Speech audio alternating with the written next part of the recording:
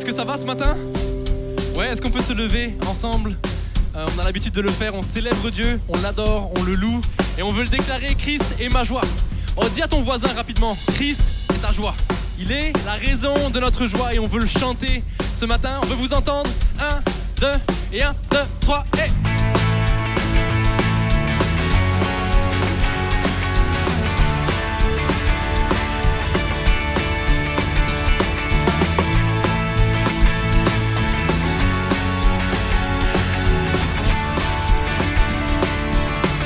Ensemble. Tu es la lumière qui brille dans le noir. Oh oh oh oh, tu es mon soutien. Tu es mon soutien, tu me redonnes l'espoir. Oh oh oh oh. Non, je n'aurais pas honte de proclamer de tout mon être. Je veux le déclarer. Christ est ma joie. Christ est ma joie. Je n'aurai pas peur de chanter, pas peur de crier. Oh.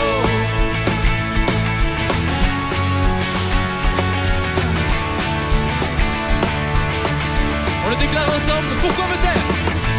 Pourquoi me taire? Mon âme est accablée.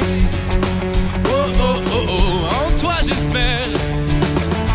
En toi j'espère, non tu ne failliras jamais. Oh oh oh oh. Non, je n'aurai pas honte de proclamer de tout mon être. Je veux le déclarer. Christ est ma joie.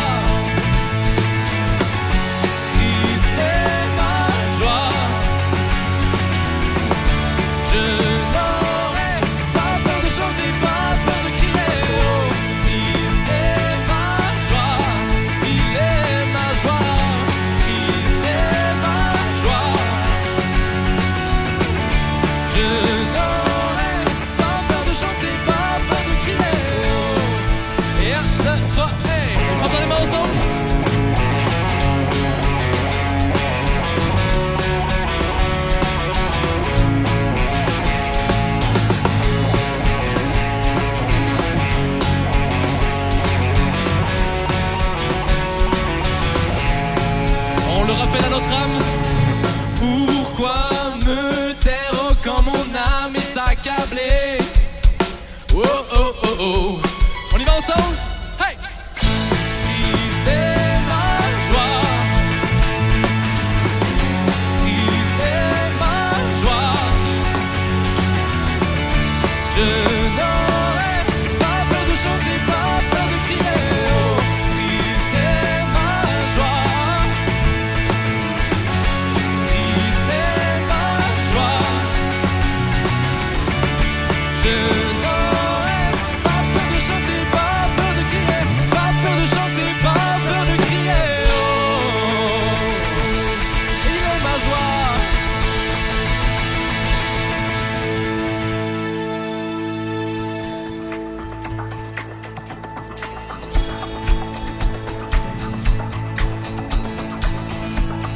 On y va ensemble.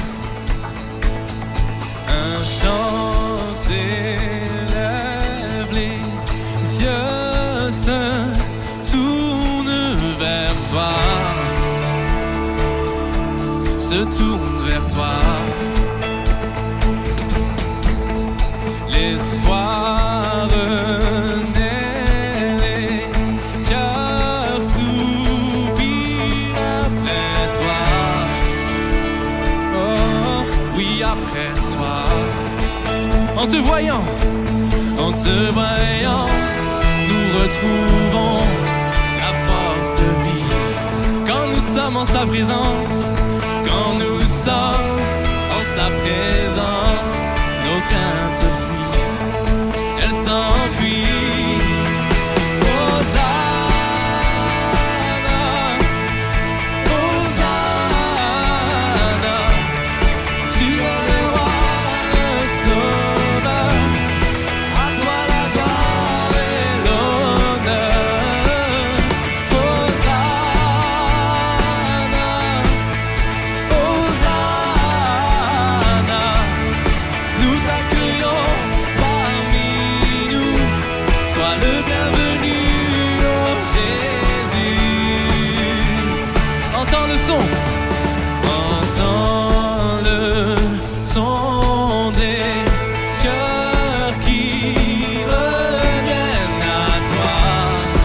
Oh, nous venons devant toi, reviens à toi.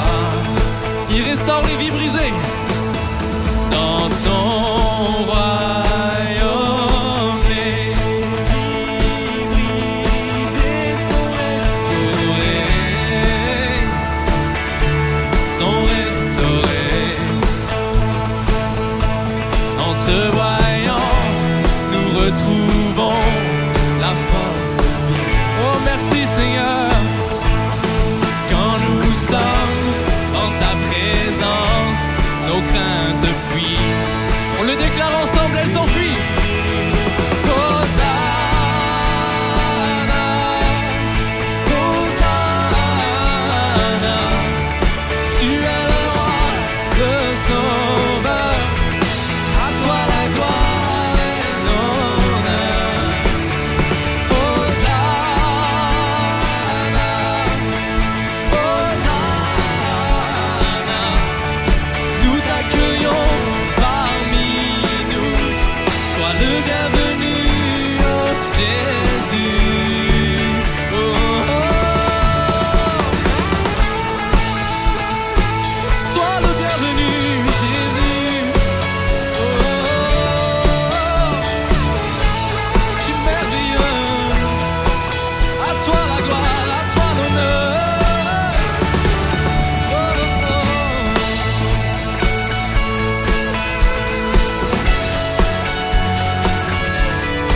Nous t'élevons, Jésus, nous t'adorons.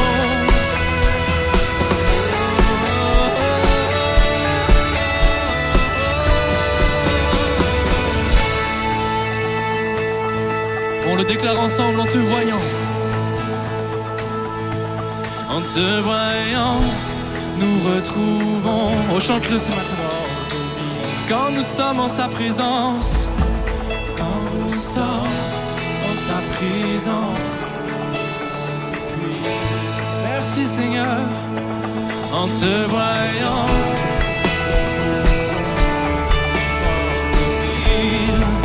quand nous sommes et quand nous sommes en ta présence, nos craintes fuient, elles s'enfuient. On le déclare ensemble. Hosanna, Hosanna, gloire à toi Seigneur, tu es le roi.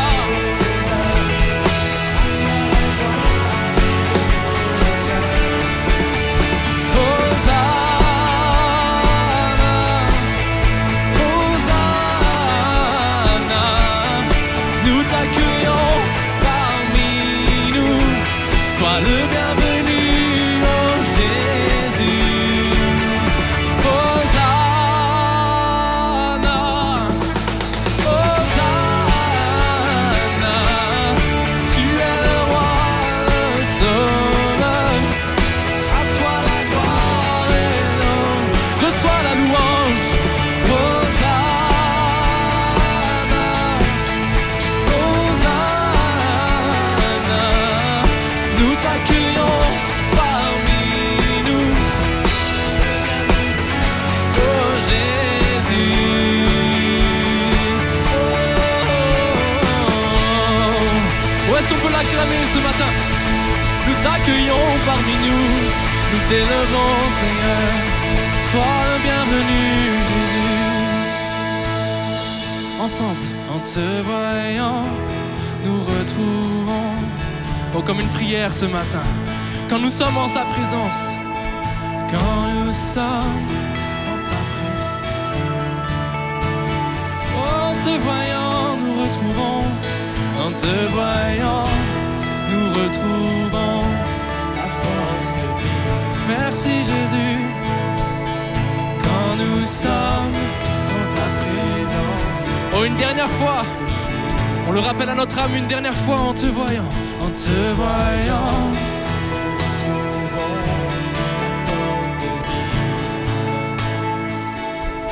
Et quand nous sommes en ta présence, nos craintes fuient, oui elles s'enfuient. Hosanna, Hosanna,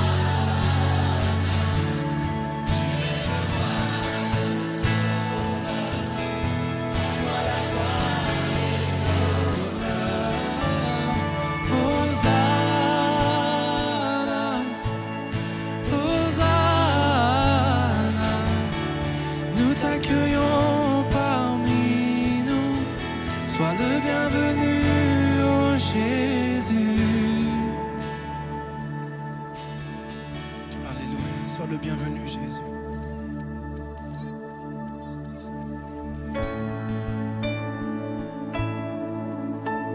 Ce matin, qu'on puisse chanter ensemble ce chant. Peut-être qu'il est moins connu par certains. C'est un nouveau chant. On veut le déclarer. Il est celui vers lequel on peut se tourner. Il est notre sanctuaire, toujours présent. Il ne change pas. Ses bras sont grands ouverts encore ce matin. Et sa bouche désire nous parler encore au travers de son esprit ce matin. Oh, que nos cœurs puissent être réceptifs simplement et chanter ces paroles ensemble. Divin berger. Divin berger, je connais ta voix.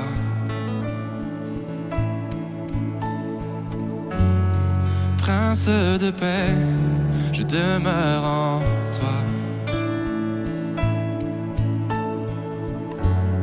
Souffle de vie qui attise ma foi. Tu me conduis dans toutes tes voies. Tu es Dieu de lumière, tu es mon univers, tu es mon rocher sur la terre, mon sanctuaire.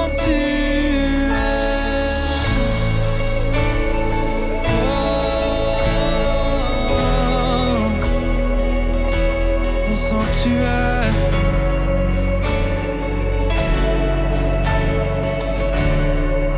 Chantons dans la vallée.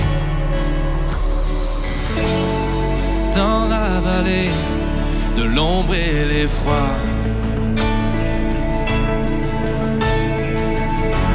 Oui, face au danger, tu guides mes pas.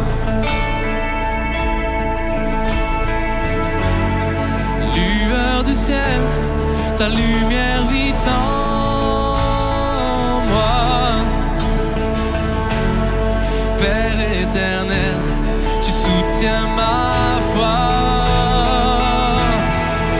Chantons. Tu es Dieu de lumière, tu es mon univers, tu es mon rocher sur la terre, mon sanctuaire. Tu es Dieu de lumière, tu es mon univers, tu es ma source en plein désert, mon sanctuaire.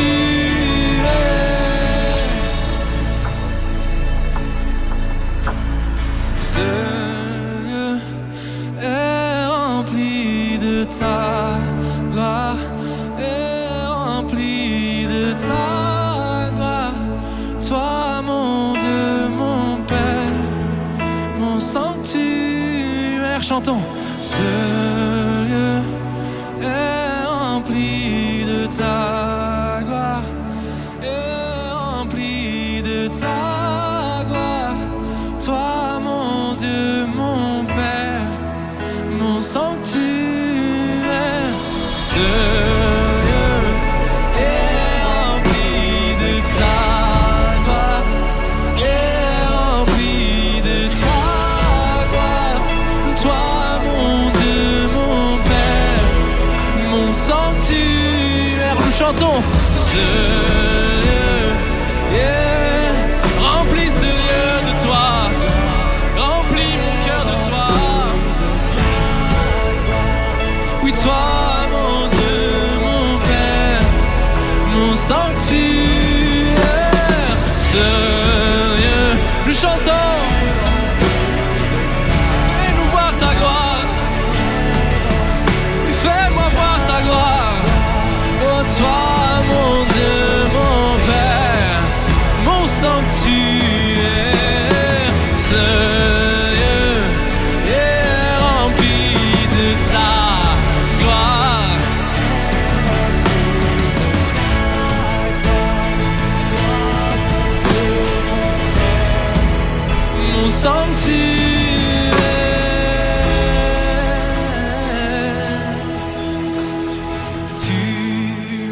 voix. Dieu de lumière, j'entends.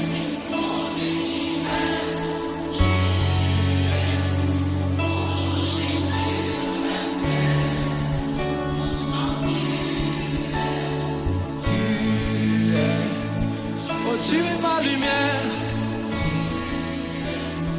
mon univers, tu es ma source en plein désert, mon sanctuaire. Alléluia. Oh, ce matin, Église Espoir, alors que la musique va continuer, alors qu'on va chanter ensemble encore ces paroles, que nos yeux puissent se fermer. Il y a peut-être ce matin des personnes habituées à ça, il y a peut-être ce matin des personnes moins habituées à ça, il y a peut-être des visiteurs ce matin. Ou bien des personnes pour qui la foi c'est complètement nouveau ou distant. Alors que nos yeux se ferment ce matin, il n'y a rien de mystique dans ce qui va prendre place. Mais puissions-nous élever simplement nos voix en toute simplicité, nos mains en toute simplicité, pour dire Seigneur merci, parce que lorsque j'étais perdu, tu as toujours été ma lumière. Seigneur, merci parce que lorsque je n'avais personne vers qui me tourner, tu as toujours été ce sanctuaire dans lequel je pouvais me réfugier. Seigneur, merci parce qu'aujourd'hui tu es mon tout, tu es mon univers. Merci parce que ce lieu est rempli de ta gloire. Merci Seigneur mon Dieu parce que nous ne pouvons rien changer seuls. Nous ne pouvons rien décider de changer seuls, mais ton esprit agit ce matin. Et ton esprit est au milieu de nous. Oh Église Espoir, ce matin, ne restez pas à regarder une équipe de musique. Ne restez pas à écouter un homme. Mais partout dans ce lieu, alors que nos yeux sont fermés, que des mains puissent s'élever. On ne regarde pas le voisin, on ne regarde pas la voisine, mais que des mains puissent s'élever, peut-être comme jamais auparavant, pour dire Seigneur, je m'abandonne à toi. Seigneur, tu es digne d'être adoré. Seigneur, tu es digne d'être loué. Seigneur, tu es digne d'être magnifié. Tu es tout pour moi. Tu es mon univers. Tu es mon sanctuaire. Tu es celui qui remplit ce lieu de ta gloire. Et je ne veux pas sortir de ce lieu sans avoir déposé mon adoration. Je refuse de sortir de ce lieu sans avoir tout donné au pied de Jésus ce matin. Il est celui qui peut changer toutes les situations. Il est celui qui peut changer nos vies. Il est celui qui transforme le mal en bien. Oh Seigneur, viens agir ce matin. Alléluia. Nous élevons ton nom, Jésus.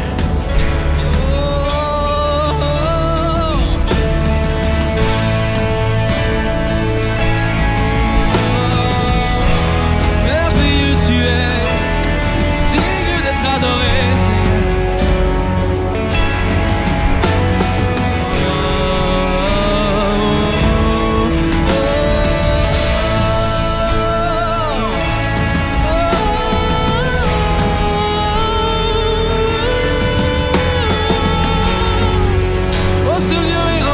Toi,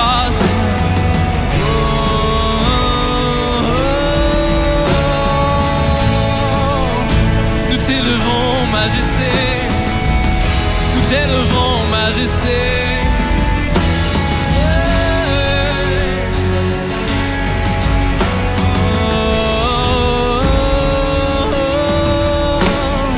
Tu es Dieu de lumière. Tu mon univers, tu es mon rocher sur la terre, mon sanctuaire, tu es mon lumière, tu es mon univers, tu es ma source en plein désert, mon sanctuaire.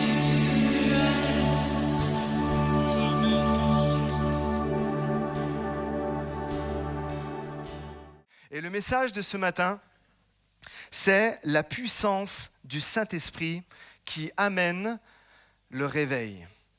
Et avec cette dimension de comprendre la Pentecôte. Et pourquoi je dis comprendre la Pentecôte ? Parce que nous sommes une église de Pentecôte. Nous sommes une église du mouvement des Assemblées de Dieu qui est un mouvement ancré dans la Pentecôte. Mais ce que je m'aperçois, c'est que souvent, ce n'est pas tout spécialement bien compris. Et ce matin, j'aimerais que peut-être, pour certains, ça va déconstruire des choses et vous amener vraiment à vraiment tout ce qui est en filigrane lorsque le Saint-Esprit est descendu, lorsqu'il y a eu l'effusion en fait du Saint-Esprit. Et si nous voulons vivre le réveil aujourd'hui dans toutes les sphères de notre vie, eh bien, comme je disais en préambule, nous avons besoin de la puissance du Saint-Esprit. Nous avons besoin que le Saint-Esprit fasse son œuvre. Et si on veut continuer vraiment d'avancer, de vivre le réveil, de voir, et c'est ma prière, un plus grand réveil se passer ici à l'église. Si on veut que vraiment des centaines, et j'ose le dire, des milliers, dans cette vallée du Gier, ou même un peu plus loin, eh bien, si nous voulons continuer à ça, ça va demander vraiment l'assistance et la puissance du Saint-Esprit dans notre vie. On va lire le texte de base de la Pentecôte, lorsque il est noté dans la Bible. Vous savez où est-ce que c'est ? Dans le livre des Actes, merci. Et le contexte est le suivant, Jésus est crucifié et ce message s'inscrit vraiment dans la continuité de tout ce que j'ai pu apporter depuis Pâques, parce qu'on est vraiment dans l'ordre chronologique en fait des choses. Et Jésus est crucifié, mais il est ressuscité. Et pendant 40 jours, il se trouve avec les disciples, avec tous ceux qui croient en lui, et il leur parle une dernière fois. Et on le lit ensemble.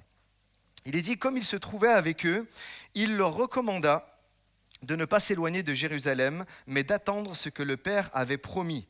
Ce que je vous ai annoncé, leur dit-il, car Jean a baptisé d'eau, mais vous, dans peu de jours, vous serez baptisés du Saint-Esprit. Mais vous recevrez une puissance, le Saint-Esprit survenant sur vous, et vous serez mes témoins. Dites-le avec moi, vous serez mes témoins à Jérusalem et dans toute la Judée, dans la Samarie et jusqu'aux extrémités de la terre. Après avoir dit cela, il fut enlevé pendant qu'il le regardait et une nuée le déroba de leurs yeux. Au verset 12, alors ils retournèrent à Jérusalem, de la montagne appelée des Oliviers qui est près de Jérusalem, à la distance d'un chemin de sabbat. Quand ils furent arrivés, ils montèrent dans la chambre haute où ils se tenaient d'ordinaire. C'était Pierre, Jean, Jacques, André, Philippe, Thomas, Barthélemy, Matthieu, Jacques, fils d'Alphée, Simon le Zélote et Jude, fils de Jacques. Tous, d'un commun accord, persévéraient dans la prière avec les femmes et Marie, mère de Jésus, et avec les frères de Jésus. En ces jours-là, Pierre se leva au milieu des frères. Le nombre des personnes réunies était d'environ 120. Acte 2, verset 1. Le jour de la Pentecôte, ils étaient tous ensemble dans un même lieu, comme aujourd'hui nous là. Tout à coup, il vint du ciel un bruit comme celui d'un vent impétueux et il remplit toute la maison où ils étaient assis. Des langues semblables à des langues de feu leur apparurent, séparées les unes des autres et se posèrent sur chacun d'eux. Et ils furent tous remplis du Saint-Esprit. Ils se mirent à parler en d'autres langues selon que l'Esprit leur donnait de s'exprimer. Or, il y avait en séjour à Jérusalem des Juifs, hommes pieux de toutes les nations qui sont sous le soleil. Au bruit qui eut lieu, la multitude accourut et elle fut confondue parce que chacun les entendait parler dans sa propre langue. Verset 12, ils étaient tous dans l'étonnement et ne sachant que penser, ils se disaient les uns aux autres, « Que veut dire ceci ?» Après avoir entendu ce discours, ils eurent le cœur vivement touché et ils dirent à Pierre et aux autres apôtres, « Hommes frères, que ferons-nous » Pierre leur dit, « Repentez-vous » encore une fois, ça revient, c'est le point de départ de tout. Changez de mentalité et que chacun de vous soit baptisé au nom de Jésus-Christ pour le pardon de vos péchés et vous recevrez le don du Saint-Esprit, car la promesse est pour vous, pour vos enfants et pour tous ceux qui sont au loin, en aussi grand nombre que le Seigneur notre Dieu les appellera. Et verset 41, ceux qui acceptèrent sa parole furent baptisés et en ce jour-là, le nombre des disciples s'augmenta d'environ 3000 âmes.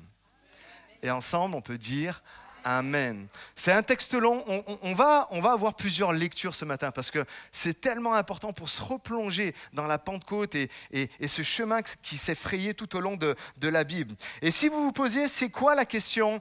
Si vous posez cette question, c'est quoi le réveil ? C'est quoi un réveil spirituel? C'est exactement ce que nous venons de lire. Mais plus important encore, c'est comprendre pourquoi il y a eu cette effusion du Saint-Esprit. Même si à travers ces textes où on commence et on voit, on discerne pourquoi il y a eu l'effusion du Saint-Esprit. Et peut-être tu es là aujourd'hui et tu te dis, mais c'est quoi cette histoire? Peut-être il y en a, vous êtes là depuis quelques mois, il y en a, c'est même quelques semaines, il y en a, vous êtes jeunes, vous n'avez pas tout compris encore, et vous dites, c'est quoi cette histoire? C'est quoi cette histoire qu'il y a des langues de feu qui descendent sur des personnes? C'est quoi? C'est tellement bizarre, ils s'expriment en d'autres langues. C'est ce qu'on appelle la glossolalie, hein. C'est un mot un peu barbare, c'est ça la Pentecôte, le parler en langue. Qu'est-ce que c'est que ces choses-là? Et pour certains, vous êtes comme ça, et puis pour d'autres, vous, c'est banal. Pour d'autres, et la plupart, je pense, pour 80-90% de l'auditoire ici, c'est vraiment pas quelque chose de bizarre, parce que tu es chrétien depuis plusieurs années, et même, donc, je disais, tu banalises. Tu es là, et ce que j'aimerais te dire ce matin, si tu es dans ce cas-là, ne banalise pas ce récit. Écoute-le comme si c'était la première fois que tu le lisais. Écoute-le comme si c'était « Seigneur, qu'est-ce que tu veux me dire à travers ça ?» Et commence à avoir, comme tout à l'heure je parlais de déconstruction, mais au-delà de ça, c'est « Seigneur, Saint-Esprit, viens me parler. Qu'est-ce que tu veux me dire à travers en fait ce texte? J'ai envie de l'entendre, j'ai envie de le saisir comme si c'était la première fois que je l'entendais. » Il y a un bruit qui vient du ciel, un vent impétueux, des langues de feu, de l'expression d'autres langues. Mais waouh! Qu'est-ce que c'est que ça? Qu'est-ce qui est arrivé? Et avant de répondre à cette question, de mieux comprendre, j'aimerais juste qu'on voit quelques remarques ensemble. Qu'est-ce que faisaient, je peux mettre la diapo, qu'est-ce que faisaient les disciples quand le Saint-Esprit s'est manifesté? Qu'est-ce qu'ils faisaient? Eh bien, on voit, la première remarque, c'est ça, eh bien, quand les croyants prient ensemble, eh bien, le Saint-Esprit se manifeste. Amen. J'ai cru qu'il y allait avoir un plus grand Amen. Quand les croyants, quand les chrétiens s'assemblent, eh bien, il y a le Saint-Esprit se manifeste.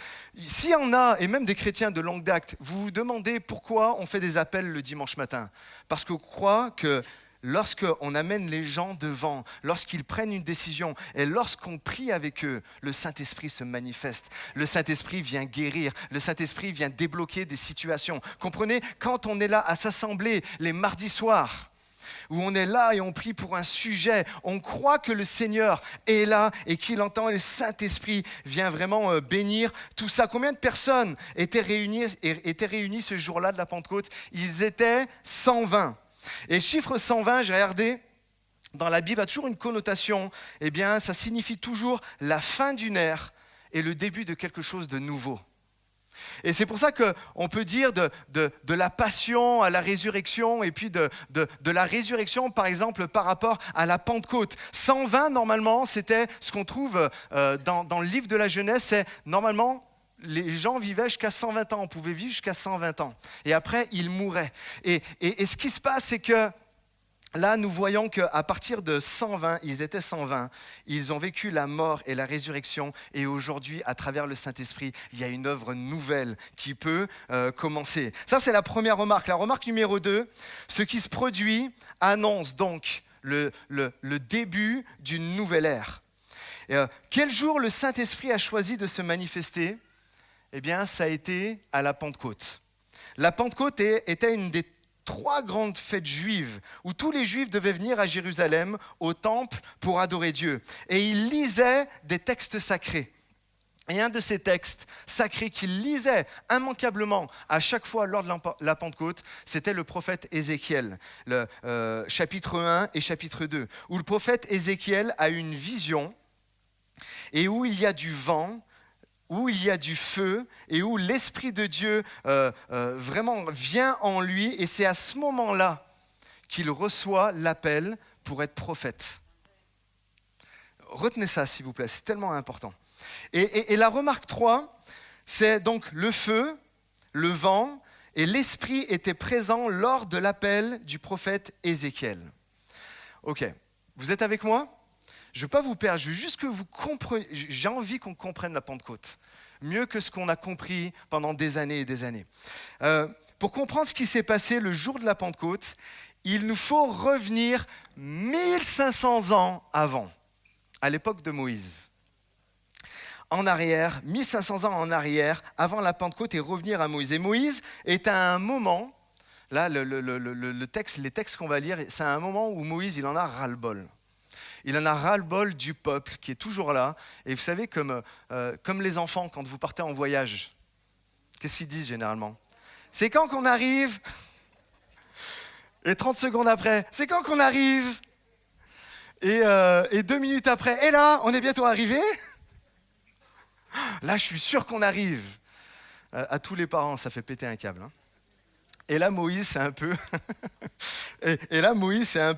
c'est un peu la même chose qui se passe alors qu'ils sont en route pour arriver dans le pays promis.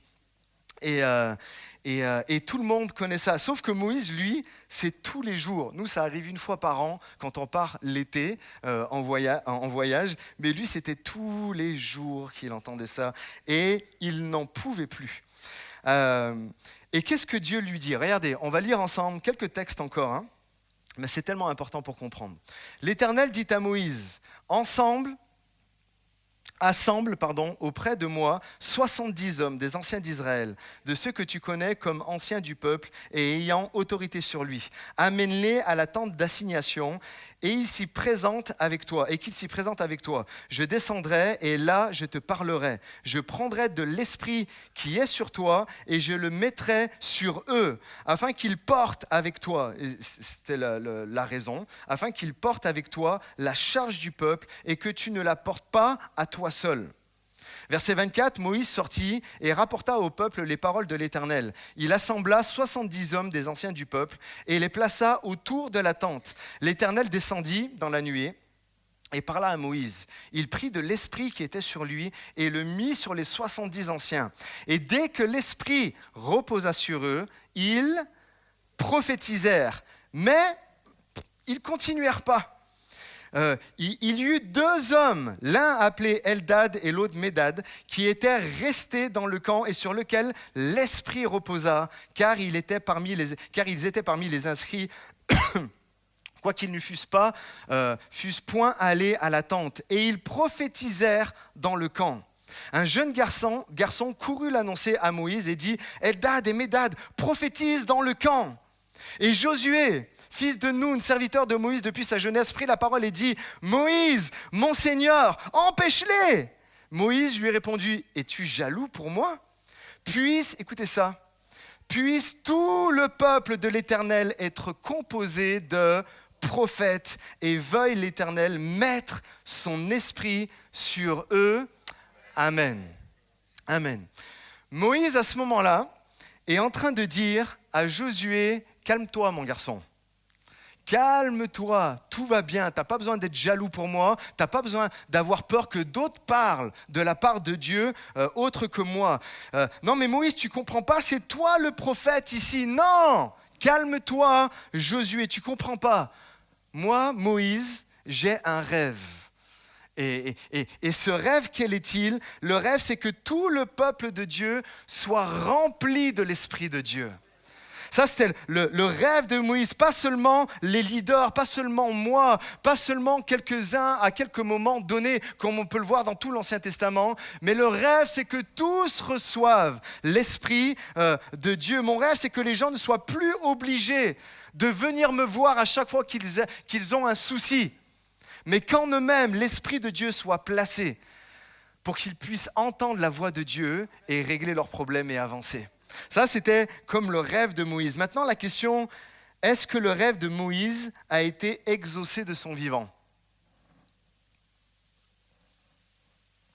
Merci pour les 4 noms des gens qui suivent. Ok.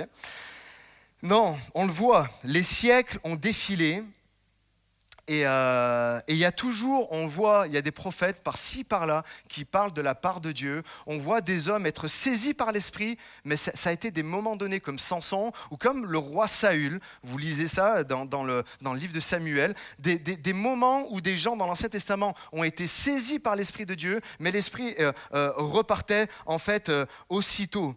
Et on voit les siècles se défiler comme ça, où il n'y a pas un homme qui reçoit l'Esprit de Dieu et qui le garde en permanence. Jusqu'à un prophète du nom de Joël, 700 ans avant Moïse, qui annonce quelque chose de merveilleux. Regardez ce qu'il est dit. « Après cela, je répandrai mon esprit sur toute chair. » Vous le connaissez ? « Vos fils et vos filles prophétiseront, vos vieillards auront des songes, et vos jeunes gens des visions, même sur les serviteurs et sur les servantes. Dans ces jours-là, je répandrai mon esprit. » Et toute l'Église dit Amen. Qu'est-ce que Joël dit ici ? Le rêve de Moïse n'est pas mort, mais il arrive. Je prophétise qu'un jour, chaque personne pourra recevoir l'Esprit de Dieu et le garder en lui et même pouvoir prophétiser, parler de la part de Dieu. Et question, est-ce que Joël a vu l'accomplissement de cette prophétie ? Tout comme Moïse, en fait, il l'a pas vu. Même la réalité, c'est que il y a de moins en moins de prophètes après Joël jusqu'à un moment où il y a 400 ans de silence jusqu'à ce qu'il y a un homme dont on a parlé la semaine dernière, qui s'appelle Jean-Baptiste. Jean dit le Baptiste qui se remet à parler de la part en fait de Dieu. Et entre l'Ancien Testament et le Nouveau Testament, il n'y a pas de révélation de la part de Dieu. Et tout à coup, dans l'évangile donc de Luc, Luc qui est l'auteur des Actes aussi, c'est intéressant parce qu'il y a une vraie trame qui se fait entre l'évangile de Luc et le livre des Actes. Et Luc 1, verset 66, parle de Zacharie, qui est un prêtre qui commence en fait à prophétiser. Aussi, il parle de Simon, un vieux monsieur, qui se met aussi à prophétiser. Dans le temple aussi, il parle de Anne, qui prophétise également. Est-ce que vous captez qu'il y a quelque chose qui commence en fait à se passer ? Et Luc est en train de dire et de révéler aux croyants les 400 ans de silence où Dieu n'a plus parlé touchent à sa fin. Maintenant, des gens vont pouvoir à nouveau parler et Dieu va encore parler. Et dans Luc 3, on voit venir un jeune prophète donc du nom de Jean-Baptiste. Vous connaissez Jean-Baptiste, hein ? Très spécial, hein ? Il vit dans le désert tout seul. La Bible nous dit qu'il est vêtu juste d'une peau de chameau. Je ne sais pas si vous imaginez le truc. Il mange des sauterelles pour se nourrir. C'est toujours marrant de capter l'excentricité de Jean-Baptiste. Et il est là et il y a une chose qui le caractérise au-delà de tout ce que j'ai pu dire avec sourire, c'est qu'il était en feu pour le royaume de Dieu. Il y avait quelque chose qui commençait à brûler sur son cœur et je vous le partageais la semaine dernière. Il y avait quelque chose qui était là, qui brûlait. Le royaume des cieux est proche. Il y a un temps nouveau qui arrive et j'aimerais que tout le monde le vive. Alors changez vos mentalités, repentez-vous, venez à Dieu. Il y a quelque chose en fait qui s'en vient pour vous. Et Luc est en train de montrer qu'il se passe quelque chose. C'est quoi ? C'est que les prophètes sont de retour. Vous savez ce que c'est ? Très simplement, qu'est-ce que c'est un prophète ? C'est quelqu'un qui parle de la part, en fait, de Dieu, si on doit faire quelque chose de simple. Et le récit continue et les gens viennent voir Jean-Baptiste et lui disent « Mais c'est toi le Messie ?» Et lui dit non, c'est pas moi. Moi, je vous baptise d'eau. C'est pour ça qu'on dit Jean le Baptiste. Moi, je vous baptise d'eau. Mais celui qui vient après moi est plus puissant que moi. Et vous, il vous baptisera d'Esprit Saint et de feu. Il vous baptisera d'Esprit Saint. Et là, il était justement en train de prophétiser sur la Pentecôte. Et Luc 4 nous représente donc Jésus qui arrive. Le jeune maître qui arrive à 30 ans tout juste. Et on voit Jésus qui arrive. Et Dans Matthieu, Jésus est présenté comme le roi. Dans Jean, il est présenté, vous le savez, comme la parole faite chair. Dans Hébreu, il est présenté comme le grand prêtre. Mais dans Luc, il est représenté aussi comme le grand prophète, le prophète, celui qui parle directement des paroles puisées dans le cœur de Dieu. Et la réalité pour Jésus, c'est quoi? C'est qu'il a une révélation plus grande que Moïse. Et ça, c'est tellement beau et fort à comprendre. Il a une révélation plus forte que Moïse. Il fait plus de miracles qu'Élie. Il ressuscite plus de morts que le prophète Élisée. Là, Jésus entre en scène et il y a quelque chose qui commence à se passer. Le royaume commence à venir, en fait, à revenir sur terre. Il n'est pas un prophète, mais il est le prophète, l'envoyé de Dieu, celui qui parle de Dieu. Il ne parle pas seulement de prophéties, mais la Bible nous dit qu'il accomplit les prophéties. Est-ce que vous voyez la différence? Il n'annonce pas seulement qu'il y a un Dieu qui sauve, mais il est lui-même le Dieu qui sauve. C'est ce que veut dire en fait Jésus. Il n'annonce pas seulement qu'il y a un Dieu qui pardonne, mais il annonce qu'il est le Dieu lui-même qui pardonne. Il n'annonce pas seulement qu'un jour il va y avoir la résurrection. Jésus dira, c'est moi maintenant, la résurrection et la vie. Non, attendez, vous pouvez applaudir après, j'ai pas fini.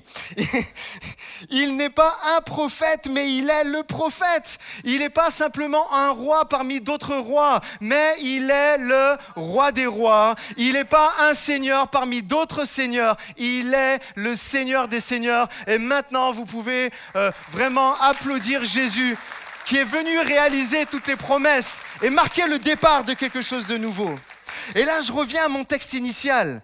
Le grand prophète est parti. Mais qu'est-ce qui va arriver? Tout à coup, il vint du ciel un bruit comme celui d'un vent impétueux et il remplit toute la maison où ils étaient assis. Jésus est parti donc. Et des langues semblables à des langues de feu leur apparurent, se posèrent sur chacun d'eux et ils furent tous remplis du Saint-Esprit et se mirent à en parler en d'autres langues les merveilles de Dieu. Et les gens ne comprennent pas. C'est pour ça que je vous disais, remettez-vous, pour les anciens, remettez-vous comme si vous lisiez ce texte pour la première fois. Les gens ne comprennent pas du tout ce qui est en train de se passer. Des langues de feu qui sont là, des gens qui s'expriment en d'autres langues. Qu'est-ce qui est en train de se passer aujourd'hui? On dirait, mais ils ont fumé ces gens. C'est pour ça qu'il y a de la fumée à l'écran. Ils ont fumé ces gens, ils parlent en d'autres langues et tout ça. Qu'est-ce qui se passe ici? Et en fait, Pierre leur donne une explication. Ça s'affiche à l'écran, acte 2, verset 16. Mais c'est ici ce qui a été dit par le prophète Joël, donc que nous avons lu tout à l'heure dans l'Ancien Testament. Dans les derniers jours, dit Dieu, je répandrai mon esprit sur toute chair. Vos fils et vos filles prophétiseront. Vos jeunes gens auront des visions et vos vieillards auront des songes. Oui, sur mes serviteurs et sur mes servantes. Dans ces jours-là, je répandrai de mon esprit et ils prophétiseront.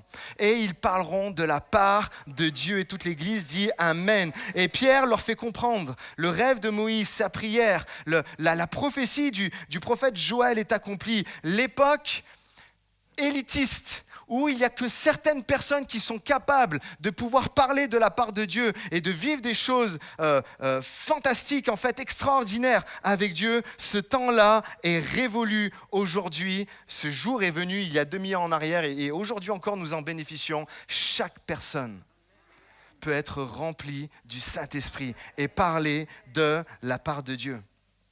Et aujourd'hui, c'est un jour nouveau. Maintenant, tous les peuples peuvent recevoir l'esprit et l'onction de Dieu. Voyez-vous, ce n'est plus comme à l'époque de Moïse, où seulement 70 personnes peuvent commencer à prophétiser.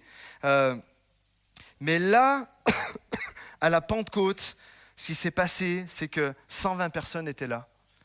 Et puis d'un coup, 3000 personnes ont donné leur vie à Jésus jusqu'à nous aujourd'hui. Ça a été exponentiel. Ça n'a pas arrêté, ça n'a pas arrêté. Vous savez que l'Église avec un grand E, c'est une force que rien ne peut arrêter. Et ça a été grâce au jour de la Pentecôte. Plusieurs disent, et c'est vrai, que l'Église est née le jour de la Pentecôte. L'Église est née le jour de la Pentecôte. Et là, tu te poses la question, ok, c'est super, maintenant je comprends tout ce qui est arrivé depuis Moïse, depuis la Genèse jusqu'à la Pentecôte, il y a 2000 ans en arrière. Mais qu'est-ce que ça veut dire pour moi ? Tu t'es posé cette question ? Qu'est-ce que ça veut dire pour moi ? La première, c'est que si tu n'as pas donné ta vie au Seigneur Jésus, et certainement il y en a dans ce cas-là ce matin, si tu n'as pas réellement donné ta vie à 100% à Jésus, ça peut vouloir dire que si tu le fais, tu peux toi aussi recevoir le Saint-Esprit de Dieu. Tu peux le recevoir et être connecté avec lui. Souvenez-vous de ce que je vous disais sur c'est quoi le royaume de Dieu. Le royaume de Dieu, Jésus est venu apporter le royaume de Dieu et à travers sa mort et sa résurrection et à travers, et je le disais comme en préambule la semaine dernière, et à travers l'effusion du Saint-Esprit, pouvoir nous reconnecter avec Dieu. Peut-être pour toi, Dieu, c'est un Dieu lointain, mais laisse-moi te dire que si tu acceptes Jésus dans ta vie ce matin, tu peux être connecté avec le cœur de Dieu, ton cœur avec le cœur de Dieu. C'est véritablement le retour du royaume de Dieu qui est là. Et si tu reçois ce Saint-Esprit, il va venir te changer. Il va venir changer ton cœur. Il va venir changer les perspectives qu'il y a dans ta vie. Tu vas commencer à changer de paradigme et commencer à comprendre qu'il y a quelque chose de mieux pour toi. Et la prière de mon cœur, et plusieurs ici, c'est que tu puisses le vivre ce matin. Combien l'ont vécu ? Donc priez pour toutes les personnes que vous connaissez, qui fréquentent l'église et qui ne l'ont pas encore vécu. Et le Saint-Esprit va venir, va te renouveler, il va faire de toi une nouvelle création. Une nouvelle création, les choses anciennes vont passer, toutes choses vont commencer à devenir nouvelles pour toi. Et il y a quelque chose juste d'extraordinaire qui va se passer. Vraiment, je t'encourage à donner ta vie à Jésus, à faire cet acte, à dire Saint-Esprit, viens remplir mon cœur, j'ai besoin de toi. Et deuxièmement, si tu as donné ton cœur au Seigneur, voilà ce que ça veut dire. Ça veut dire que tu es un prophète. Aujourd'hui, je le dirais comme ça, tu es un témoin de Christ. Dis-le à ton voisin, tu es un témoin de Christ.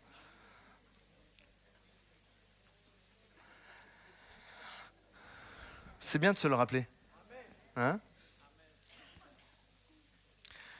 Tu n'es pas un espion camouflé. Vous savez, une fois, j'avais parlé de ça. Tu n'es pas un espion camouflé dans le monde, et comme si tu faisais partie des gens du monde et tu parles jamais de Jésus. Non. Tu es un témoin, visage découvert. Amen. Merci pour le amen.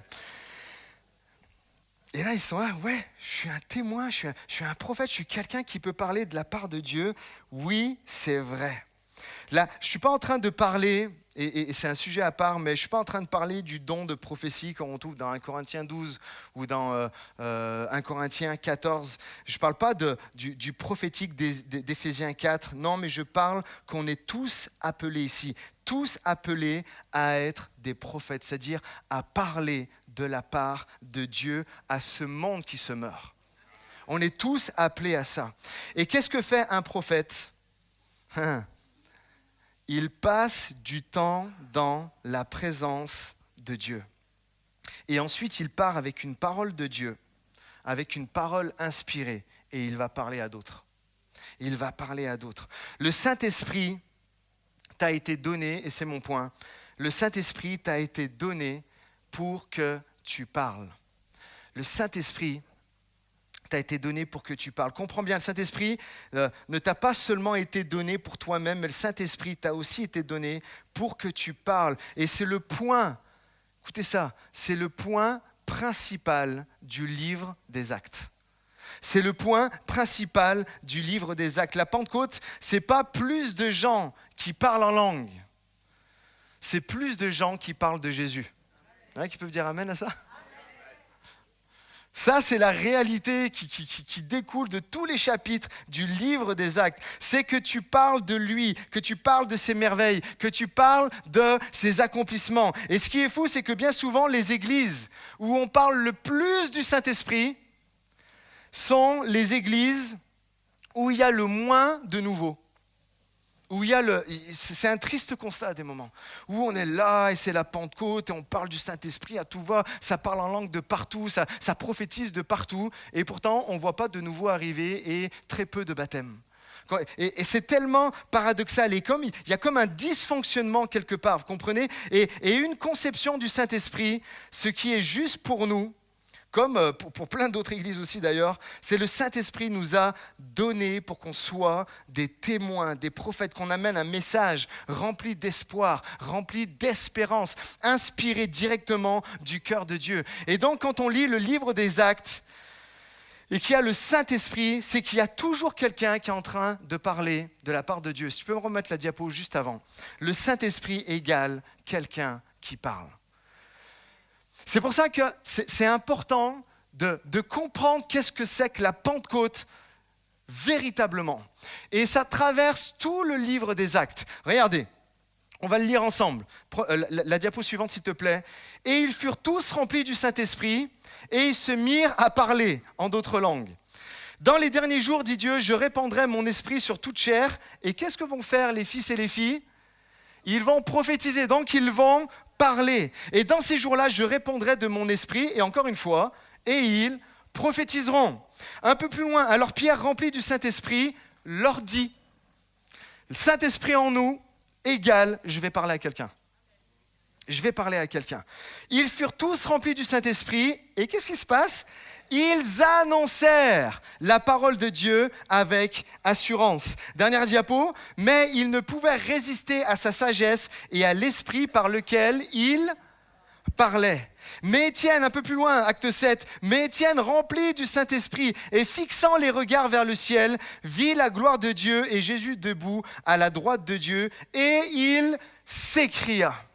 Et des exemples dans le livre des Actes, il y en a plein. À chaque fois que le Saint-Esprit est là, à chaque fois que le Saint-Esprit repose sur quelqu'un, c'est pas je reste muet, mais je parle de la part de Dieu, je parle, je suis un témoin. Et pratiquement à chaque fois qu'il y a mention du Saint-Esprit, pratiquement à chaque fois, il y a quelqu'un qui parle. Écoutez bien, Saint-Esprit ne nous a pas été donné pour avoir des sensations. Parce que bien souvent, on est là dans nos églises et j'ai senti, j'ai les poils qui se hérissent, la présence de Dieu était là. Non, c'est pas que ça, c'est même pas le principal.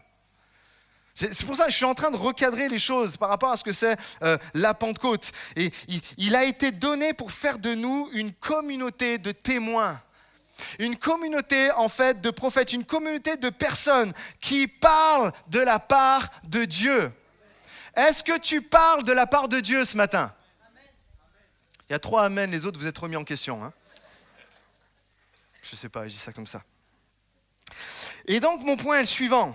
Et je disais tout à l'heure, passe du temps avec Dieu pour parler de sa part. C'est sûr que si tu ne passes pas du temps avec Dieu, lorsque tu vas parler, tu vas dire un peu n'importe quoi si jamais tu parles. Donc tu es là, tu te dis, mais moi je ne sais pas quoi dire. Il y en a qui se posent la question. Là, je parle peut-être à tous les nouveaux convertis ou même aux anciens qui sont toujours récalcitrants à vouloir parler de Dieu. Mais moi, je ne sais pas quoi dire. Moi, je ne suis pas un grand orateur et tout ça. Ok, encore une fois, on est tous différents et il n'y a pas de problème par rapport à ça. On est tous uniques. Il y en a, vous parlez beaucoup. Je regarde personne. Mais il y en a plusieurs. Il y en a, vous parlez peu, vous ne parlez pas. Je regarde personne aussi parce que j'en connais aussi. Mais écoutez bien, en conservant ta personnalité, d'accord ? C'est pas une histoire de parler beaucoup, de témoigner, hein, d'accord ? C'est d'abord même la réalité, c'est un rappel aussi, c'est une histoire de témoignage rendu à travers mes actes, à travers comment j'agis, d'accord ? Ça commence par là aussi. Mais pas que. Et en conservant ta personnalité, si tu passes du temps avec le Seigneur, si tu parles beaucoup, tu continueras à beaucoup parler, mais ça sera beaucoup plus intelligent. Je ne sais pas pourquoi tu as dit Amen, ma sœur. Pour qui tu as dit Amen ? Et tu vas continuer à parler beaucoup, mais il va y avoir du sens dans ce que tu dis. Parce que le problème des gens qui parlent beaucoup, des moments où il n'y a pas de sens, ça part dans tous les sens, c'est incompréhensible. Mais lorsque tu vas être rempli de l'Esprit de Dieu, parce que tu auras passé du temps dans la présence de Dieu, c'est ce que Jésus faisait. Si Jésus, Fils de Dieu, le faisait, on ne peut pas passer à côté de ça. De passer du temps à part dans la présence de Dieu pour savoir, Seigneur, qu'est-ce que je dois faire ? Seigneur, qu'est-ce que je dois dire ? Seigneur, comment je peux en fait agir ? Et si tu ne parles pas beaucoup, C'est la même. Passe du temps dans la présence de Dieu et lorsque ta bouche va s'ouvrir, pour citer 3 mots comme tu le fais d'habitude, au lieu peut-être d'être vexant, au lieu peut-être d'être décourageant, ben là tu vas apporter la vie à travers la parole. Vous comprenez? Tout en respectant ta personnalité, le Saint-Esprit peut parler à travers toi. Amen, vous êtes d'accord avec ça? J'aimerais juste te donner le goût ce matin de passer du temps avec Dieu. Et c'est pour ça que je vous disais, en préambule, en introduction, juste déconstruis un peu toutes ces choses et dis-toi, je veux vivre la vie du Saint-Esprit. Mais la vie de l'Esprit passe obligatoirement par je prends du temps avec le Saint-Esprit. Ça passe indéniablement par ça. Et j'aimerais qu'il y ait comme une soif pour les plus anciens, là, où souvent vous entendez des messages et puis ça glisse sur votre peau. J'aimerais vraiment que le Saint-Esprit, alors que vous entrouvrez quelque chose, que le Saint-Esprit vienne vous saisir tout à nouveau. « Hey, ça fait combien de temps que je ne t'ai pas vu ?»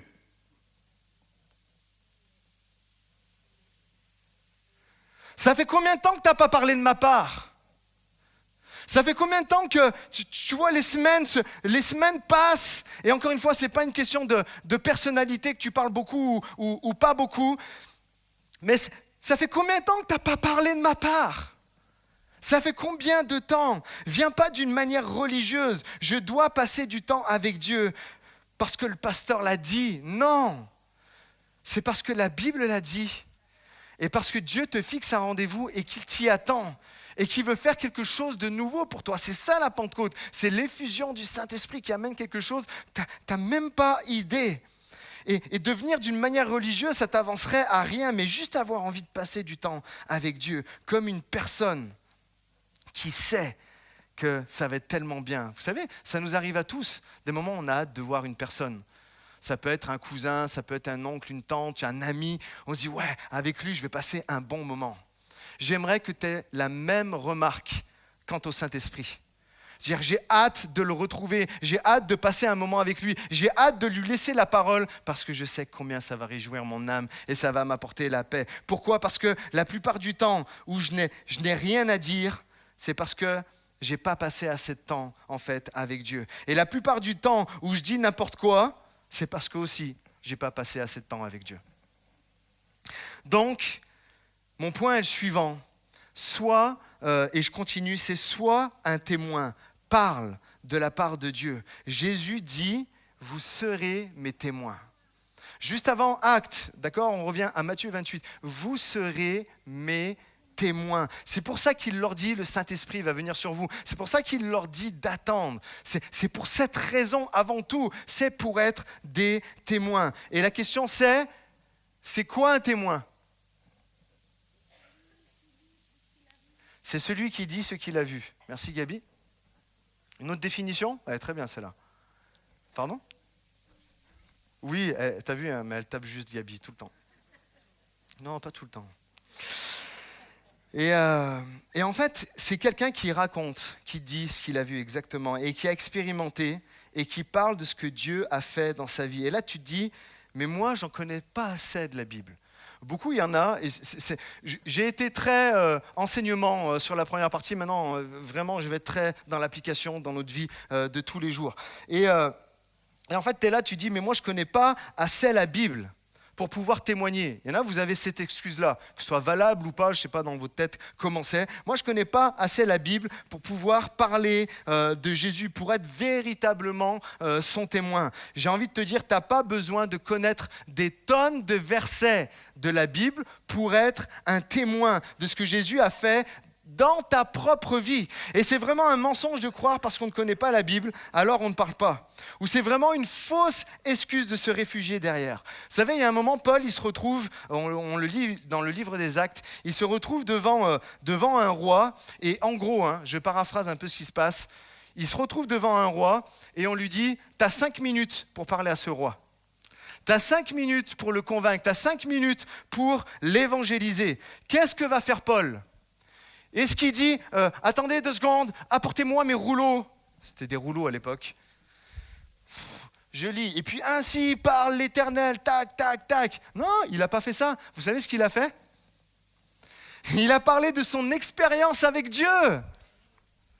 Il a parlé de ce que Jésus a fait dans sa vie.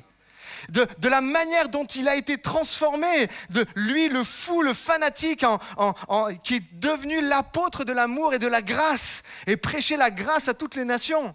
C'est de ça en fait qu'il a parlé. Et tu veux être un témoin, tu veux être un prophète, celui qui parle de la part de Dieu, eh bien, ça s'affiche à l'écran, parle de ce que Jésus a fait dans ta vie. Parle de ce que c'est pas plus dur que ça. En réalité, c'est pas plus dur. Est-ce que c'est à la portée de tout le monde? Est-ce que vous savez que si vous le faites l'année prochaine à la même période, j'en suis sûr que l'église peut doubler?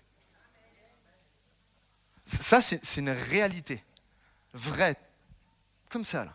Si jamais toute l'église se dit « Ok, je vais me mettre à témoigner à chaque occasion que j'ai », l'apôtre Paul dit favorable ou non, à chaque occasion que j'ai, je vais parler de Jésus, de ce qu'il a fait dans ma vie.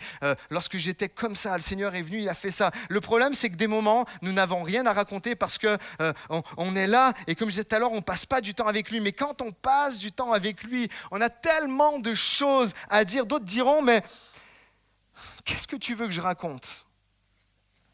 Et c'est vrai, ça va rejoindre plein de personnes.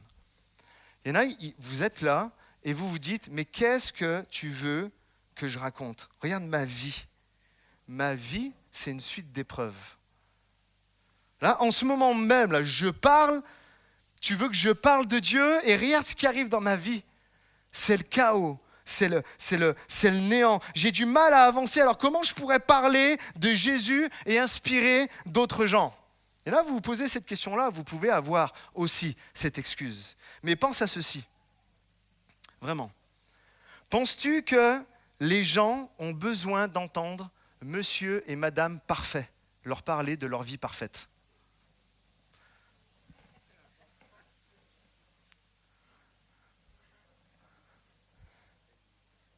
Non.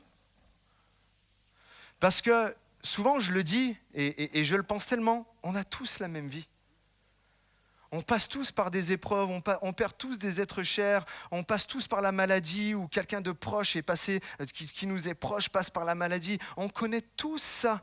À un moment donné, les saisons se succèdent et on connaît tous des choses comme ça. Est-ce que tu penses vraiment que lorsque tu vas paraître parfait puis que tu vas te mettre à parler de Jésus, tu vas avoir un impact? Non. Non, bien sûr que non. Parce que tout le monde a son lot d'épreuves. La réalité, c'est quoi? Sois vrai, sois authentique. Ne cache pas ce qui se passe dans ta vie. Ne cache pas ça, mais ne cache pas Jésus dans ta vie non plus. Encore une fois, tu n'es pas un espion là, qui est dissimulé dans le monde. Non, non. Parle de tes épreuves, parle de tes lacunes. Parle aussi dans ces moments-là que dans ces moments-là, Dieu a toujours été présent dans ta vie. Et parle qu'en ce moment, tu traverses une épreuve tellement dure. Mais parle aussi que tu sens le Saint-Esprit te porter à travers ce moment-là. Parle de comment Dieu t'a apporté la consolation.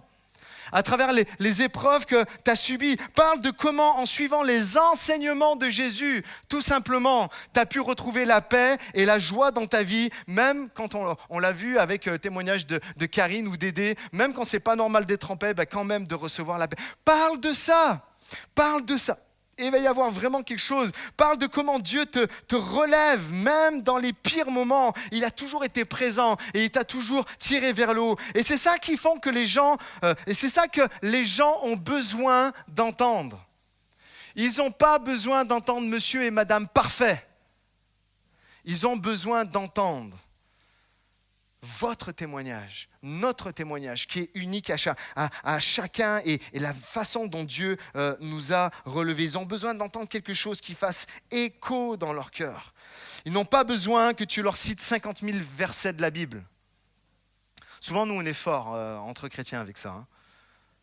Toute chose concourt au bien de ceux qui aiment Dieu, et ci, et ça, nanana. Non, viens, je vais te parler de mon cœur, de ce que j'ai reçu, de ce que j'ai vécu en fait quand je suis passé par les moments difficiles. Et à ce moment-là, vraiment, à ce moment-là, quand vous êtes vrai, quand vous parlez avec authenticité de ce que vous avez vécu et combien ça a été dur, mais que vous avez toujours le Saint-Esprit qui est là, qui vous soutient, vous savez automatiquement, qu'ils vous le disent, qu'ils le verbalisent ou pas, ils vont dire, mais moi, c'est ça que j'ai envie de vivre. Moi, c'est ce Dieu-là que j'ai envie de connaître. J'ai pas envie de connaître un Dieu où je dois faire 50 signes de croix, où je dois aller faire un pèlerinage à droite, à gauche. J'ai besoin d'un Dieu qui est là, présent dans ma vie d'aujourd'hui. Et lorsque vous allez commencer à parler simplement, en fait, de la vie que vous avez et ce qui s'est passé dans votre vie, c'est à ce moment-là que les cœurs vont être touchés. Amen.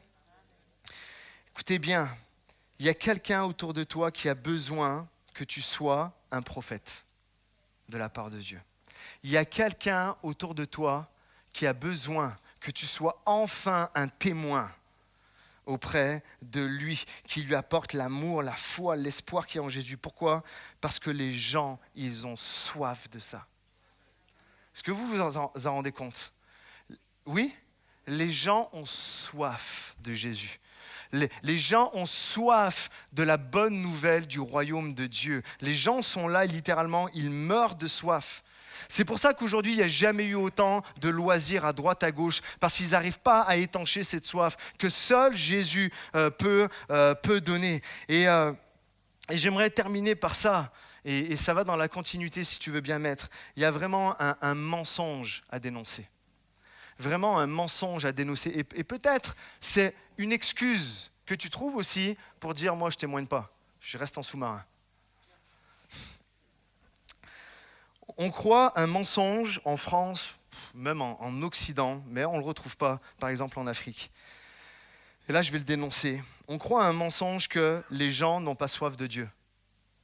Parce que justement, tellement de loisirs, et ci et ça, et les gens sont affairés, et ils n'ont pas le temps d'entendre et tout ça. C'est faux. Écoutez ce qu'a dit Jésus. La moisson est grande. Je vais inviter les musiciens à revenir. La moisson est grande. Priez le maître de la moisson d'envoyer des ouvriers dans la moisson. Dites-le avec moi, la moisson est grande. Juste, prends 2 secondes, ferme les yeux si tu en as besoin, mais réfléchis tous les gens qui sont autour de toi et qui ne connaissent pas Jésus. 2 secondes. 1, 2. J'en suis sûr que tu pourrais continuer encore des minutes à penser à toutes les personnes que tu côtoies et qui ne connaissent pas Jésus. Priez le maître de la moisson d'envoyer des ouvriers dans la moisson. Et je crois que le Saint-Esprit, vraiment, la Pentecôte a été faite pour ça. Il n'est pas dit « la semence est grande ». Il est dit « la moisson est grande ». C'est quoi la moisson ? Ou plutôt, c'est quand la moisson ? La moisson, c'est quand le temps de récolter arrive. La moisson, en fait, c'est ça. La moisson, c'est quand les fruits sont mûrs et ils sont prêts à être cueillis. J'aimerais vous dire, restez avec moi, regardez un instant. Je ne vais pas vous le dire en détail parce que ça serait trop long et je n'ai pas tout en tête et puis ce sont des choses que j'ai notées. Mais au fil des années, depuis quelques années que je suis pasteur principal de cette église, j'ai reçu des paroles pour cette église. Et un mot qui revenait tout le temps, un mot même, la réalité qui revient tout le temps, c'est le mot moisson. C'est le mot prépare. C'est le mot prépare les greniers, la moisson arrive et tout ça. Et vous-même, vous l'avez vécu parce que vous avez entendu des prédicateurs le dire. Mais moi, je vis ça depuis plusieurs années. C'est cette même parole liée à mon ministère, liée à l'église Espoir. La moisson est là, la moisson va arriver. Le temps de récolter, en fait, est arrivé. Je me souviens, il y a quelques années, j'étais à Dallas. Et alors qu'on était invité par cette église Gateway, 2 personnes ont prophétisé, ont pris des temps spécialement pour nous et de savoir ce que le Saint-Esprit voulait dire. Et ils ont parlé de ça. Avant ou après, je ne me souviens plus, je me retrouve en Sicile. Dans un village qui s'appelle Montalegre, dans une église où il y a 15 personnes. Et là, il y avait un prédicateur avec son épouse qui venait de Naples. Et à la fin du temps qu'il y a eu, à la fin de la célébration, sa femme est venue me voir avec Karine, est venue nous parler. Et de quoi elle nous a parlé ? Elle ne nous connaissait ni en noir ni en blanc. Elle ne savait pas qui on était. Et elle est là, et elle nous parle de « il va falloir vous préparer, la moisson arrive les amis ». Vous captez ? Je peux vous rappeler ce que Luc Dumont a dit il y a quelques années, mais encore plus proche, je reparle de lui. On peut parler du pasteur Franck Lefilâtre qui est venu en début d'année scolaire, au mois de septembre, je pense que c'était le premier dimanche de septembre, et puis qui a commencé encore à nouveau de parler de la moisson. Et moi je le vois et je bénis le Seigneur parce que c'est ce qu'on vit. En l'espace de quelques années, l'Église, elle a plus que doublé aujourd'hui maintenant. Donc on peut se dire, c'est bon, la moisson a commencé. Mais il faut vous attendre à plus, les amis. Et par quoi ça va passer ? Par le Saint-Esprit qui parle à travers vous. Et nous, on veut le vivre. Pourquoi on veut le vivre ? Pas pour se dire, c'est super, on vit. Non, parce que déjà, quelque chose qui nous garde dans l'humilité, c'est qu'il y a plein d'autres églises qui le vivent. On n'est pas, nous, les seuls, les uniques. Non. Il y en a plein qui vivent ça. Mais combien je serais déçu de passer à côté de ça, alors que le Saint-Esprit nous appelle à vivre ça. Et nous, souvent, en France, on a une mentalité de semeur. C'est ce que disait le pasteur Franck. On sème, et puis peut-être un jour, on va passer, mais ce n'est pas la bonne mentalité. Pas aujourd'hui. Jésus a dit, la moisson, elle est grande. C'est pour nous aujourd'hui, en 2024, à l'Église Espoir. Alors, lorsqu'on va parler de l'espoir, il y a de l'espoir qu'il y a en Jésus, il faut y aller avec assurance. Je vous le dis, moi souvent, je vois des foules de personnes arriver de G, pas seulement qu'à l'Église, mais ailleurs. Et je dis, mais ces gens-là vont être gagnés à Jésus. Il y a des moments... Et c'est bizarre, hein, mais c'est dans ma tête, je visualise ça. Je visualise une foule nombreuse, j'arrive même pas à voir le bout des moments. Je vois ça. C'est le Saint-Esprit qui dépose. Est-ce que vous le voyez ? Est-ce que vous voulez le voir ? Ne laissez pas simplement le pasteur, les leaders vivre ces choses-là, mais en fait, c'est tous ensemble, on est partie prenante en fait de ça. On a juste besoin, Saint-Esprit, viens souffler à nouveau sur nous. Saint-Esprit vient me donner à nouveau une révélation de ce que c'est la Pentecôte. C'est qu'on va être des témoins pour parler de Jésus. Il faut qu'on ait la mentalité du moissonneur. Dis-le, mentalité du moissonneur.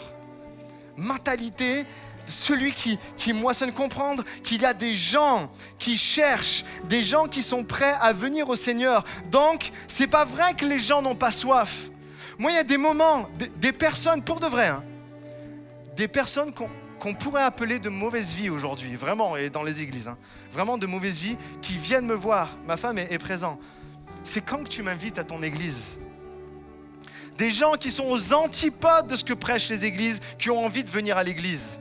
Est-ce que ça vous parle, oui ou non, que la moisson est prête à être récoltée ? Il y a quelque chose de fou, les amis, en fait, qui se passe ici, à Rive-de-Gier, et partout ailleurs. Des gens demandent à connaître la vérité. Il faut arrêter de croire que les gens ne sont pas intéressés ou n'ont pas soif de Dieu. Écoutez, s'il vous plaît.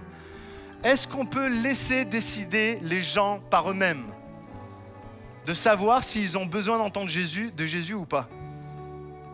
Tu peux leur parler, ils disent oui, tu continues, ils disent non, ok, mais il faut que tu demandes. Il faut que tu demandes. Notre job, c'est de leur annoncer que le Saint-Esprit peut venir remplir le vide qu'il y a dans leur cœur.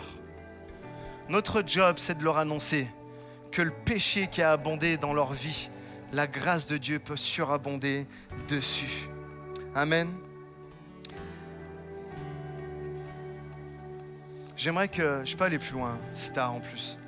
Il y aurait tellement à dire. J'aimerais qu'on se lève tous ensemble, s'il vous plaît.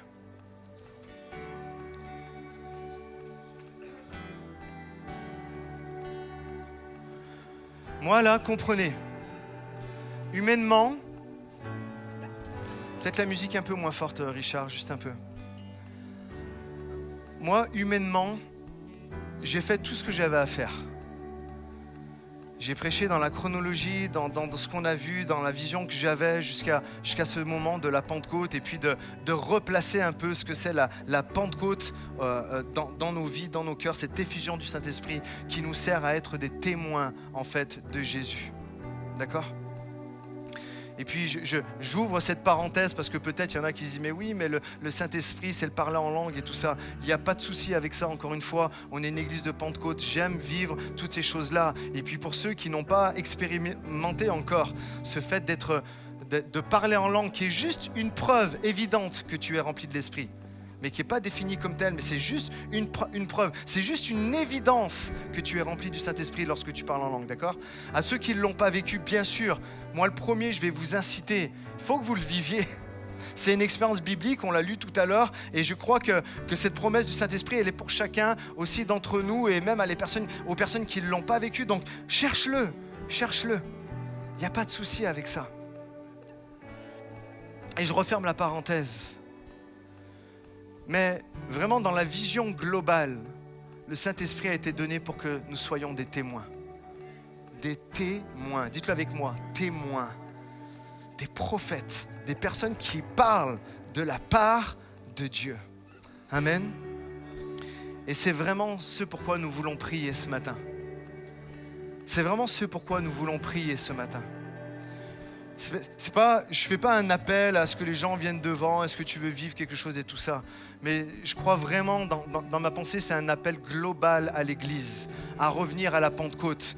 Pourquoi il y a eu l'effusion du Saint-Esprit ? C'est parce que le Seigneur me donne la force à travers le Saint-Esprit d'être un témoin et de parler de sa part et de moissonner et de récolter des gens. Combien ici, et comprenez à tel point c'est important, combien ici il y a leur papa, leur maman qui n'appartiennent pas à Jésus ? C'est peut-être la chose qui prend le plus de place dans votre vie. Combien ici vous avez votre conjoint qui n'appartient pas à Jésus ? Combien ici vous avez des amis qui sont chers à votre cœur et qui n'appartiennent pas à Jésus ? Est-ce que ça replace les choses dans le fait que tu dois être un témoin et que c'est peut-être la chose qui pèse le plus dans ton cœur ? Seigneur mon Dieu, fais de nous des témoins.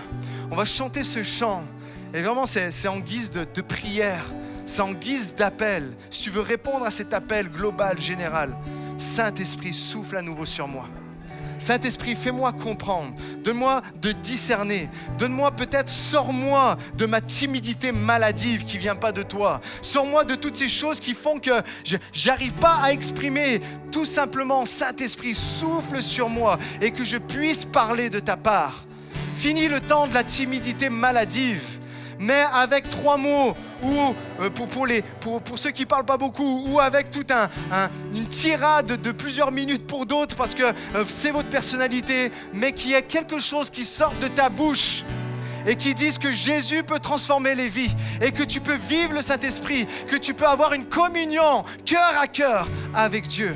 Alors Saint-Esprit, est-ce qu'on peut ouvrir nos mains comme ça, puis même pendant le chant, lever les mains, comme si on était comme si on était des réceptacles.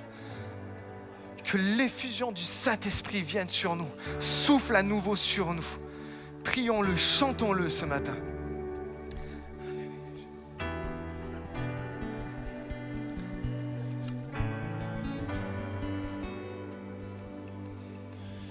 Père, je n'ai qu'un désir, être près de toi et sentir tes bras. Oh Père, tu as envoyé ton Fils bien-aimé pour quiconque croit. Saint-Esprit qui donne vie, ranime en moi ce feu pour toi. Saint-Esprit, viens par ta pluie, rafraîchis-moi et envoie un souffle nouveau.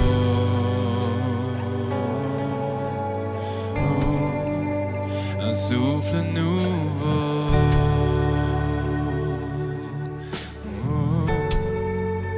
Un souffle nouveau.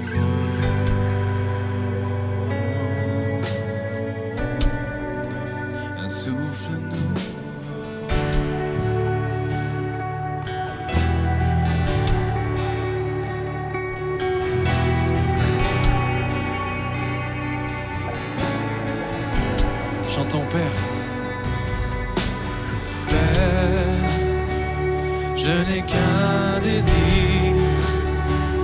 rester près de toi, écouter ta voix. Oui, Père, tu m'as tout donné, et c'est à tes pieds que je veux rester. Saint-Esprit qui donne vie, ranime en moi ce feu pour toi. Saint-Esprit, viens par ta pluie, rafraîchis-moi et envoie. Oui, Saint-Esprit qui donne vie, ranime en moi ce feu pour toi. Saint-Esprit, oh viens par ta pluie, rafraîchis-moi et envoie un souffle nouveau.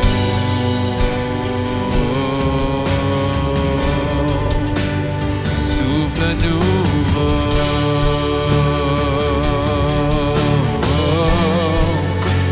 Un souffle nouveau.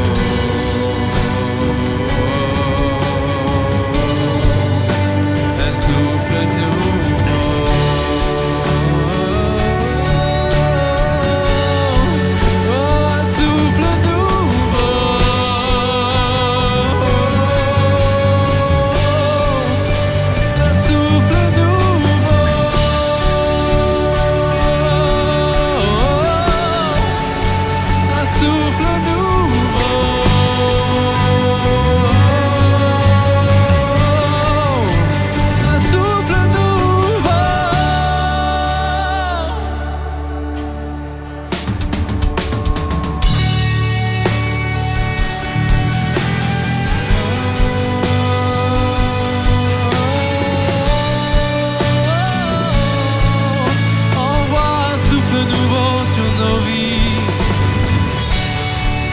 Viens souffler, Seigneur, éveille-moi, éveille-moi.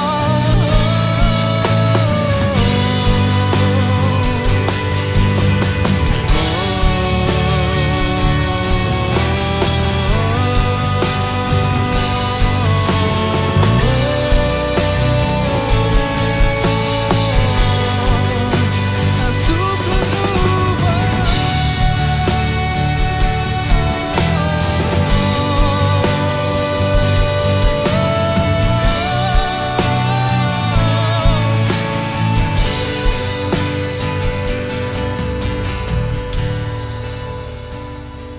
Oui, Saint-Esprit qui donne vie, on le chante ensemble. Ranime en moi ce feu pour toi. Saint-Esprit, viens par ta pluie, oh, rafraîchis-moi et envoie un souffle nouveau. Un souffle nouveau. Oh. Un souffle nouveau. Une dernière fois. Un souffle nouveau. Oh. Un souffle nouveau. Oh, que ceux qui désirent un souffle nouveau de la part du Seigneur ce matin puissent l'acclamer.